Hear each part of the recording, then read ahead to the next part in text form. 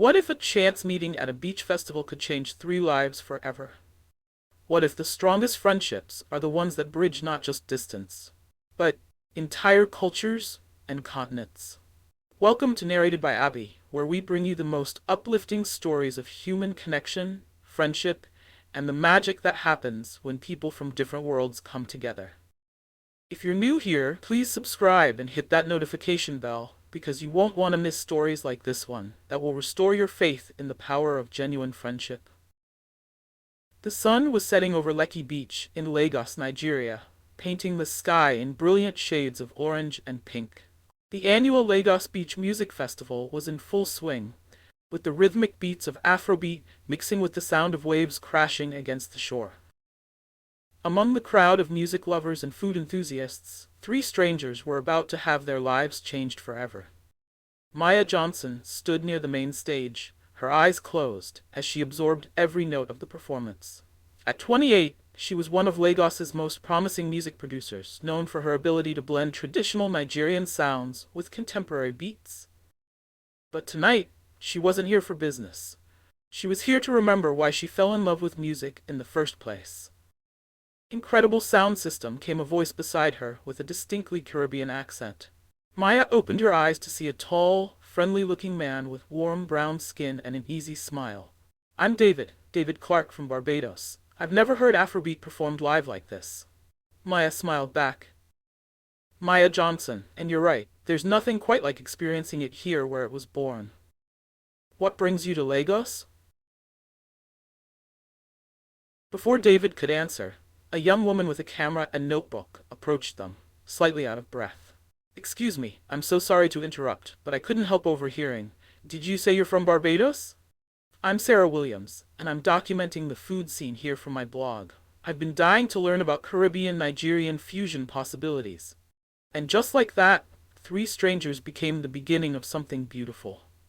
The three spent the rest of the evening together, sharing stories over plates of suya and jollof rice from the festival vendors. David explained that he ran an eco-tourism business in Barbados and was in Lagos researching potential partnerships to bring Nigerian culture to Caribbean tourists. There's something magical about cultural exchange, David said, his eyes lighting up. When people experience each other's traditions, music, food, it breaks down barriers in ways that nothing else can. Sarah nodded enthusiastically. That's exactly what I'm trying to do with my food blog. I believe cuisine is the universal language. When someone tastes a perfectly spiced curry or a beautifully prepared flying fish, they're not just eating, they're experiencing someone's heritage. Maya found herself drawn to both of them. You know, I've been dreaming of creating a festival that does exactly that, brings together African and Caribbean cultures through music. But it seemed too big, too impossible. Nothing's impossible when you have the right team, David said with conviction. What if we made it happen together? That night, as they exchanged contact information and made plans to meet again, none of them could have imagined how deeply their lives would become intertwined. 3 months later, David invited Maya and Sarah to visit him in Barbados. As their plane descended toward Grantley Adams International Airport, Maya pressed her face to the window, marveling at the crystal-clear turquoise waters and pristine white beaches below. Welcome to paradise, David greeted them at the airport, his smile as warm as the Caribbean sun. The first few days were magical. David showed them around Bridgetown, took them to Harrison's Cave, and introduced them to the vibrant local music scene. Sarah was in heaven, documenting every dish from flying fish and cuckoo to the most incredible rum punches she'd ever tasted. But it was on their 4th day, when David took them to meet his grandmother, that everything changed. Grace Clark was 82 years old, with silver hair and eyes that sparkled with wisdom and mischief. She lived in a beautiful chattel house in St. Michael, surrounded by tropical gardens and memories of a lifetime. Grandma Grace, I want you to meet my friends from Nigeria, David said as they approached the front porch. The elderly woman looked up from her rocking chair, and when her eyes met Maya's, she gasped and dropped her knitting. Child, she whispered, reaching out with trembling hands to touch Maya's face. You look just like, but it can't be. Grace disappeared into the house and returned with an old wooden box. With shaking fingers, she pulled out a faded photograph of two young women standing together, arms around each other's shoulders, both beaming at the camera. "This is me," Grace said, pointing to one of the women. "And this is my dearest friend, Aduni Johnson. We were inseparable until I moved to Barbados in 1965. Maya's heart stopped. Johnson, that was my grandmother's maiden name, Aduni Johnson. The photograph slipped from Grace's hands as tears began to flow. Your grandmother, she was my sister in every way but blood. We promised to stay in touch, but life got in the way." David and Sarah watched in amazement as Maya and Grace embraced, both crying and laughing at the same time. In that moment, they understood that their meeting hadn't been chance at all.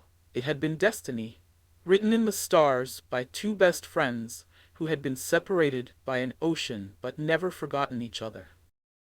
The discovery of the connection between Maya's and David's grandmothers deepened their friendship in ways none of them had expected. Grace shared stories of Aduni, how she had been a talented singer who dreamed of sharing Nigerian music with the world, how she had been kind and generous to everyone she met, and how she had always believed that music could unite people across any divide. "She would be so proud to see what you're doing," Grace told Maya, holding her hands. "And she would love that you and David found each other." Inspired by this revelation, the three friends threw themselves into planning their cultural festival with renewed passion. They decided to call it Rhythms of the Atlantic, a celebration that would take place simultaneously in Lagos and Bridgetown, connected by live satellite feeds and featuring artists from both cultures. Sarah took charge of the culinary aspects, planning a fusion food experience that would showcase the best of both Nigerian and Barbadian cuisine. Maya worked on the musical programming, carefully selecting artists who could represent the rich traditions of both cultures while creating new collaborative pieces. David handled the logistics and tourism aspects, ensuring that visitors from around the world could experience both locations. For 6 months, they worked tirelessly, video calling across time zones, sharing ideas, and building something beautiful together. Their friendship deepened with each challenge they overcame, each late-night planning session, each moment of doubt that they helped each other through. But just as everything seemed to be falling into place, disaster struck. It was a Tuesday morning in Lagos when Maya received the call that changed everything. Her business partner, who had been managing the financial side of her music production company, had been embezzling funds for months. The company was bankrupt, and worse, they owed money to several major clients. Maya sat in her empty office, staring at the legal documents that spelled out the end of everything she had worked for. Without her production company, she couldn't afford her share of the festival costs. Without the festival, she would lose not just her dream, but potentially her friendships with David and Sarah. She called them both, her voice breaking as she explained the situation. "I have to pull out," she said through tears. "I can't ask you both to carry the financial burden alone. Maybe we should just cancel the whole thing." "Absolutely not," David said firmly. "We're not giving up on this dream." "Maya, you're not alone in this," Sarah added. "We're a team, remember?" But Maya was too proud and too devastated to accept help. She insisted that they continue without her, that they find another Nigerian partner, that they not let her problems destroy their vision. What Maya didn't know was that David and Sarah had already made a decision. That night, David liquidated his savings account and took out a loan against his tourism business. Sarah sold her car and borrowed money from her family. Together, they quietly covered Maya's portion of the festival costs and hired a lawyer to help sort out her business troubles. They never told Maya what they had done. Instead, they simply insisted that they had found additional sponsors and that her financial contribution could be deferred until after the festival's success. The first annual Rhythms of the Atlantic Festival exceeded everyone's wildest dreams. In Lagos, Victoria Island was transformed into a cultural wonderland, with stages featuring everything from traditional Yoruba drumming to contemporary Afrobeats. Food vendors served fusion dishes that Sarah had helped develop: jollof rice with Caribbean spices, suya-seasoned flying fish, and plantain dishes that celebrated both cultures. In Barbados, Carlisle Bay became a mirror celebration. with Nigerian artists performing alongside local calypso and soca musicians. The satellite connection between the two locations allowed audiences to experience both festivals simultaneously, creating a truly unique cultural bridge across the Atlantic. Maya stood on the main stage in Lagos, looking out at thousands of people dancing, eating, and celebrating together. Musicians from both countries had collaborated on new songs that blended their traditions in beautiful ways. Families from Nigeria and Barbados had traveled to experience each other's cultures. Food vendors were sharing recipes and techniques. "Ladies and gentlemen," Maya announced to the crowd, "this festival exists because of the power of friendship and the belief that music and culture can unite us all. But most importantly, it exists because sometimes the universe brings exactly the right people into your life at exactly the right moment." The crowd erupted in cheers as David appeared on the big screen from Barbados, with Sarah beside him, both beaming with pride and joy. It was only after the festival's overwhelming success, when sponsors and investors were lining up to support future events, that Maya discovered what David and Sarah had really done for her. She found out by accident when a bank statement fell out of David's bag during their celebration dinner. The statement showed the loan he had taken out, with a note in the memo line, for Maya and the festival. "You didn't," Maya whispered, staring at the paper. David and Sarah exchanged glances, knowing they'd been caught. "We couldn't let you give up on your dream," Sarah said simply, "and we couldn't imagine doing this without you." "But you risked everything," Maya said, tears streaming down her face. "Your business, your savings." "That's what friends do," David replied. "We take risks for each other. We believe in each other when we can't believe in ourselves." Maya hugged them both, overwhelmed by the depth of their friendship and sacrifice. In that moment, she understood that she had found something rarer than success or fame. She had found people who would stand by her no matter what. The success of Rhythms of the Atlantic caught the attention of Global Cultural Enterprises, one of the world's largest entertainment companies. 3 weeks after the festival, Maya, David, and Sarah found themselves in a video conference with executives from New York, London, and Sydney. "We want to offer you an exclusive contract," the lead executive explained. "We want to create a series of Rhythms festivals around the world, Rhythms of the Pacific connecting Australia and Japan, Rhythms of the Mediterranean linking Spain and Morocco, Rhythms of the Americas bridging Mexico and Brazil." The offer was staggering. A 5-year contract worth millions of dollars, with full creative control and unlimited resources to create cultural festivals on every continent. "There's just one requirement," the executive continued. "All 3 of you would need to relocate to our headquarters in London and work exclusively for us. You'd be traveling constantly, but you'd be creating something unprecedented in cultural exchange." After the call ended, the 3 friends sat in stunned silence. For days, Maya, David, and Sarah wrestled with the decision. The opportunity was everything they had dreamed of and more. A chance to create cultural bridges around the world, unlimited resources, and financial security beyond their wildest dreams. But it would mean leaving everything behind. Maya would have to abandon her rebuilt production company in Lagos. David would have to sell his ecotourism business in Barbados. Sarah would have to give up her food blog and the restaurant she had just started planning. "What do you think your grandmother would say?" Sarah asked Maya as they walked along Lekki Beach, the same place where they had first met. Maya smiled, remembering Grace's stories about Aduni. She would say that the best adventures are the ones you take with people you love. But she would also say that home is important, that roots matter. David nodded thoughtfully. "My grandmother always told me that success isn't about how far you travel or how much money you make. It's about how much good you do and how many people you lift up along the way." That evening, they made their decision. They called the executives back and presented a counter-proposal. Instead of relocating to London, they would create a decentralized model.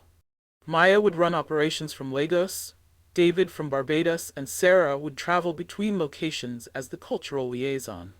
They would maintain their individual businesses and identities while collaborating on the global festival series. We believe the festivals will be more authentic if they're created by people who are deeply rooted in their own cultures, Maya explained to the executives. We can create something beautiful together while staying true to who we are and where we come from. The executives were initially hesitant, but the success of Rhythms of the Atlantic spoke for itself. They agreed to the modified arrangement. 2 years later, the Rhythms Festival series had become a global phenomenon. Maya's production company in Lagos was thriving, creating music that was being heard around the world. David's ecotourism business had expanded to include cultural exchange programs that brought visitors from every continent to experience authentic Barbadian life. Sarah had opened her fusion restaurant in Lagos and was planning a second location in Bridgetown. But more importantly, their friendship had only grown stronger. They video called every week, visited each other regularly, and continued to create beautiful things together, while maintaining their individual dreams and identities. On the second anniversary of their first meeting, they returned to Lekki Beach for a small celebration. Grace Clark had flown in from Barbados, and she sat with them on the sand, watching the sunset paint the sky in brilliant colors. "You know," Grace said, her voice soft with emotion, "Aduni and I used to dream about a world where distance didn't matter, where friendship could bridge any gap. You three have made that dream real." Maya looked at her friends. David, with his easy smile and generous heart, Sarah, with her adventurous spirit and loyal soul, and felt overwhelmed with gratitude. "To friendship," she said, raising her glass of palm wine. "To dreams that come true when you share them," David added, lifting his rum punch. "To the family you choose," Sarah concluded, raising her glass of Zobo. As they toasted under the African stars, with the sound of waves and distant music filling the air, they knew that they had found something precious and rare. A friendship that transcended borders, cultures, and oceans. A friendship that had not only changed their lives, but had created ripples of connection and understanding around the world. Today, the Rhythms Festival series operates on 6 continents, has facilitated cultural exchanges between dozens of countries, and has created economic opportunities for thousands of artists, chefs, and entrepreneurs around the world. But ask Maya, David, or Sarah what they're most proud of, and they won't talk about the festivals, or the success, or the recognition. They'll tell you about the friendship that started it all. A friendship that proved that sometimes the most beautiful things in life happen when we open our hearts to unexpected connections. They'll tell you that the greatest adventure isn't traveling to exotic places or achieving fame and fortune. The greatest adventure is finding people who believe in your dreams as much as you do, who will sacrifice for your success, and who will stand by you through every triumph and challenge. And they'll tell you that somewhere in the world, at every Rhythms Festival, there are 3 strangers meeting for the first time, sharing stories over food and music, and beginning their own journey of friendship that will change their lives forever. Because that's the magic of true friendship. It doesn't just transform the people who experience it. It creates a legacy of connection and love that ripples out into the world, touching lives and creating new friendships for generations to come. This incredible story of Maya, David, and Sarah shows us that the most beautiful friendships often begin with a simple moment of connection, grow through shared dreams and mutual support, and flourish when we choose to lift each other up rather than compete with one another. What did you think of this heartwarming tale of friendship across cultures? Have you ever experienced a friendship that changed your life in unexpected ways? Share your thoughts in the comments below. We love hearing about the connections that have shaped your journey. If this story of friendship, cultural exchange, and following dreams together touched your heart, please give it a thumbs up and share it with someone who needs to be reminded of the power of genuine connection. And don't forget to subscribe to Narrated by Abby and hit that notification bell so you never miss our uplifting stories of human kindness, friendship, and the beautiful ways people come together. Until next time, remember that the best adventures in life are the ones we share with the people we love.